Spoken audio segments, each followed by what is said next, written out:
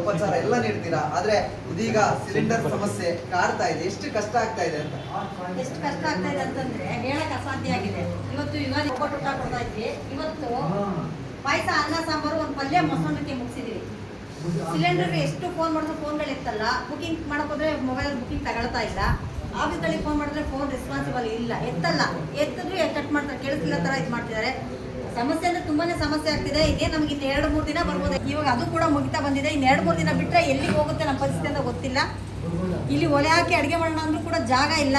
ದಯವಿಟ್ಟು ಯಾರಾದರೂ ಇದನ್ನ ಗಮನಿಸಿ ಆಶ್ರಮಗಳಿಗೆ, ಯಾಕಂದ್ರೆ ಅಲ್ಲಿರೋದೆಲ್ಲ ಬಡವರು, ದುಡ್ಡಿರೋ ಶ್ರೀಮಂತರುಗಳಲ್ಲ, ಅವರು ಹೊಟ್ಟೆ ತುಂಬಿಸೋಕ್ಕೋಸ್ಕರ ಕಷ್ಟಪಡ್ತಾ ಇದ್ದೀವಿ. ಸಿಲಿಂಡರ್ನ ಸಹಕಾರ ಮಾಡಿ, ಸಿಲಿಂಡರ್ ಕಂಪನಿಗಳಿಗೆ ದಯವಿಟ್ಟು ತಿಳಿಸಿ, ಕೊನೆ ಪಕ್ಷ ವಾರಕ್ಕೆ 2 ಆದರೂ ಸಿಲಿಂಡರ್ ಕೊಟ್ಟರೆ ಹೆಂಗೋ ಆಗುತ್ತೆ. ಯಾಕಂದ್ರೆ ನಮಗೆ ಪ್ರತಿದಿನಕ್ಕೆ 2 ರಿಂದ 3 ದಿನಕ್ಕೆ ಒಂದು ಸಿಲಿಂಡರ್ ಬೇಕೇ ಬೇಕು.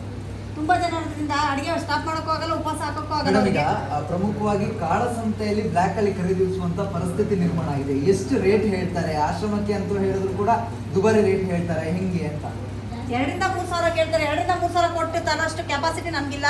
ಒಬ್ರು 15 kg 16 kgಗೆ 10,000 ರೂಪಾಯಿ ತನಕ ಹೋಗ್ತಾ ಇದೆ ಅಂತ ಹೇಳ್ತಾರೆ. ಬಟ್ ನಾವು